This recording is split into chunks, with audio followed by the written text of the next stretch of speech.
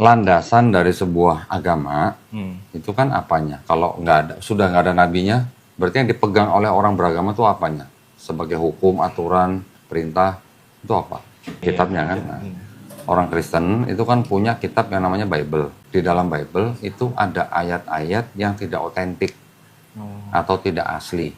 Ketika saya menemukan itu dan ada buktinya malah dari kalangan Kristen sendiri, akhirnya saya tidak bisa menerima Bible itu sebagai kitab yang suci.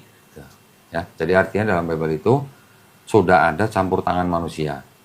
Saya mengakui bahwa masih ada firman Tuhan di dalam Bible.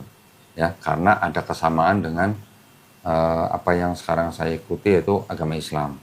Yaitu dalam hal ini kitabnya adalah Quran. Di dalam Quran dan di dalam Bible itu masih ada kesamaan antara yang disebut dengan firman Tuhan. Contoh, Tuhan itu Esa, satu, tidak ada yang lain. Juru selamat juga cuma Tuhan. Ya.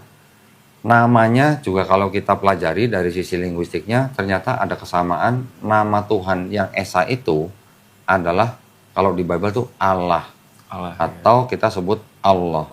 Ya. Tapi yang saya maksud dengan kata Allah di dalam Bible itu sebagai nama ya, yang diakui oleh orang Yahudi.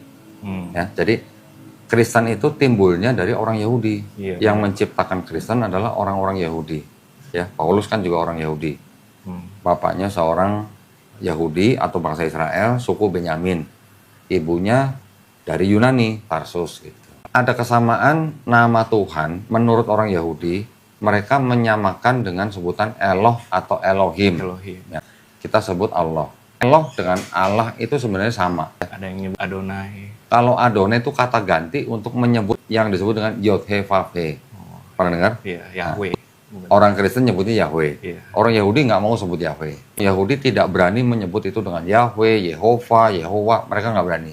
Mereka ganti dengan Adonai atau Hashem. Jadi kalau Adonai itu artinya Tuhan, kalau Hashem itu artinya nama itu. Nah, ketika saya menemukan di dalam kitab suci saya waktu itu, ada ayat yang tidak asli, saya akhirnya mengambil kesimpulan bahwa kitab ini sudah ada campur tangan manusia. Jadi buat saya waktu itu, saya tidak bisa menerima ini sebagai kitab suci. Nah, setelah itu baru saya pelajarin agama-agama yang lain, pilihan saya jatuh ke agama Islam.